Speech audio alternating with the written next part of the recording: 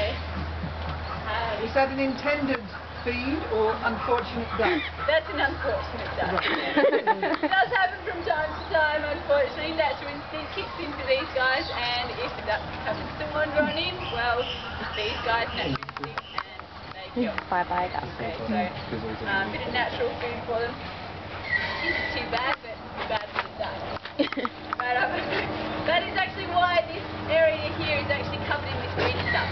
Okay, it is actually water, and if you cleared away the top bit of it, it's actually fairly quite clear. Okay, the stuff on top, the green stuff, is actually called duckweed, mainly because ducks love to eat it. But this kind of enclosure and a few of our crocodile enclosures, ducks don't really get to come in very often, and don't get much of a chance to eat the weed. So yeah, that's why it's actually covered in this green stuff. You also have a few turtles here popping up their heads. You'll probably see them come out of the water very shortly. Oh, there he is. Got a fair few of them waiting for Dingo to actually drop some of the meal. Someone say duck? And hopefully she won't come over. She seems quite satisfied with that. Usually I do have to be a little bit careful. Okay, we do usually have 2 rangers and stands coming on in. Mainly because we've got 2 dingoes, and the female over there, she's a very jealous female. As most females go, she loves the attention. And when she doesn't get all the attention, then she doesn't knock up at us, she actually attacks him. Okay? Gives him a bite around the bit of a belting up, gives him a bite around the heel saying, hang on a second, I'm the girl, I get all the attention. That's the kind of attitude she has. So for his sake, we have 2 rangers usually in here feeding the guys.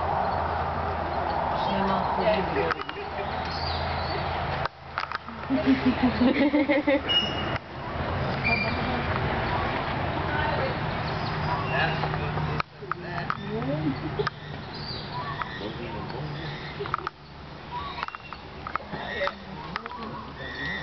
yeah, in a pack situation, so out in the wild, you would usually have a dominant pair which leads the pack, and out of that dominant pair, it is usually the female which is more dominant than the male, who does the general leading.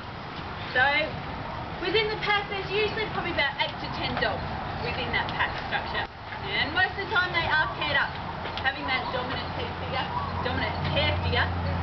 leading it.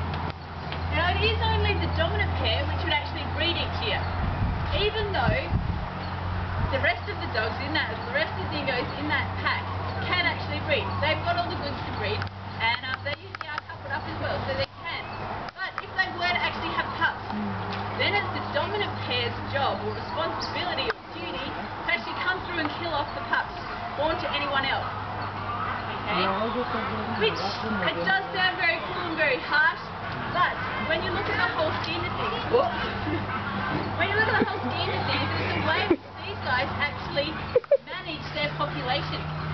Okay, so each year you've only got 1 set of pups, about 8 dingoes, or up to about 8 dingoes coming through, as opposed to 40 or so if all the pups were to have the whole litter.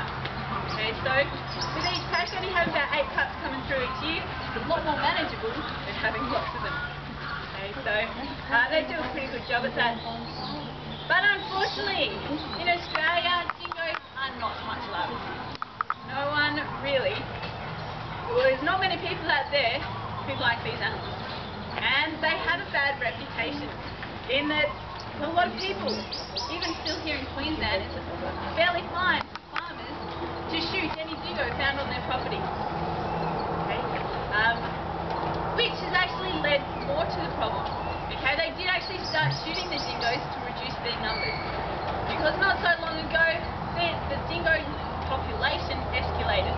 When you added more farms in the area, putting more water source in, more food availability, more sheep and cows, and kangaroos and all that kind of stuff, fluctuating, dingoes were loving it. Extra food and water. But not only that, when they farmers started to shoot the dingoes, that pack, as soon as you fire a shot into the pack, that spooks them. That scares them, breaks them up. If you kill one, even more so. Okay? That pack is very rarely going to come back together again. They're so spooked. They go off in their own separate directions. They start hunting by themselves, taking easy targets of lamb, of of calves and injured animals and that kind of stuff. Okay?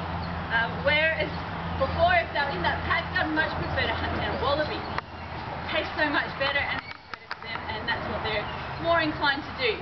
Okay? But if they're hunting by themselves, they want an easy target, easy meal. And it's also then when they actually start coming closer or more into contact with domesticated dogs and breeding out, becoming hybrids, and more of a problem, I suppose. But where they got their bad reputation from is attack. Okay? You may have heard of a few stories where dingoes have attacked people, and when you look at the whole thing, there is only one confirmed death as a result from a dingo attack. Okay? There's one or two others out there which have never been confirmed, like dingo stole my baby, that kind of stuff. Never been quite clarified if it was a dingo or whether it was a mum just making up the story, that kind of stuff. But with that one who was confirmed to be attacked and mauled to death by a dingo, it was only a young boy, 9 years of age. And very, very sad, unfortunate situation where it was over at Fraser Island. Has anyone been over there? Yeah, you have? It's a beautiful spot to go. Okay, great for camping, for boating, for fishing, full driving, all that kind of stuff.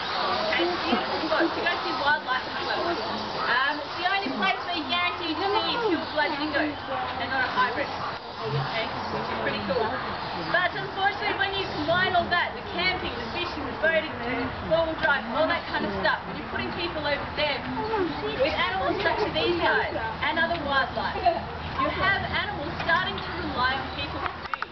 Scraps get left around, people see a dingo looking fairly thin and thinking it must need a feed, having those little puppy dog eyes, have to chuck you a sandwich. Have to chuck you a leftover sausage, that kind of stuff. Okay?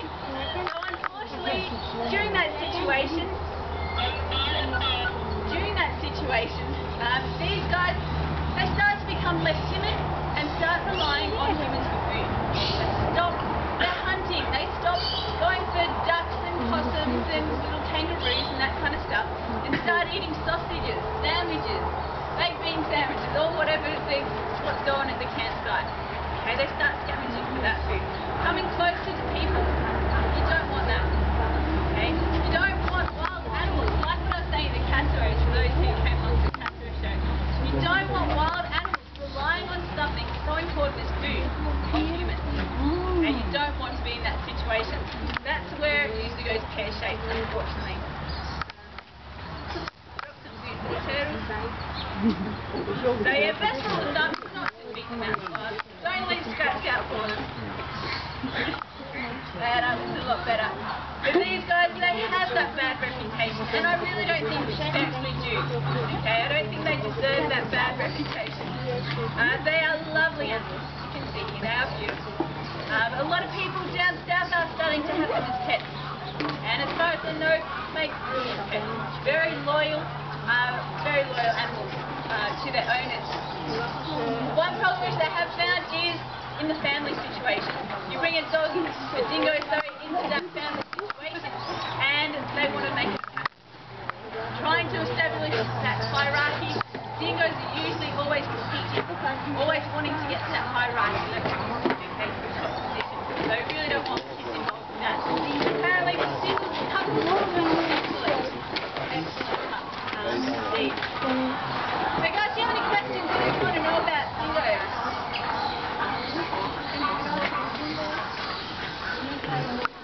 One interesting, something which makes them quite different from your domesticated dog at home, is these guys don't bark. No barking,